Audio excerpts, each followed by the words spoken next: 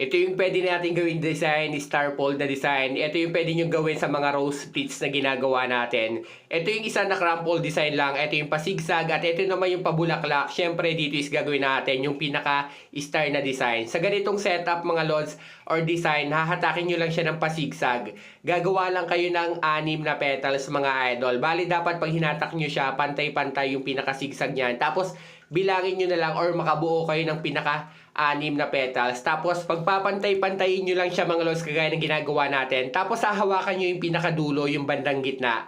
Yung pinaka-fold at least meron kayong 6 inches yung mismong fold na mismo para mas maganda yung pinaka-star fold design natin. At pag nahawakan nyo na lahat ng pinakadulo sa bandang gitna mga idol, dito is lalagyan natin siya ng pin, ilalak lang natin. Tusukin nyo lang siya ng diretso tapos ipasok nyo pa loob. At yung pinaka-petals niyan, aayusin nyo na lang yung pinaka-tulis niyan, tapos bubuin nyo na lang siya kagaya ng ginagawa natin.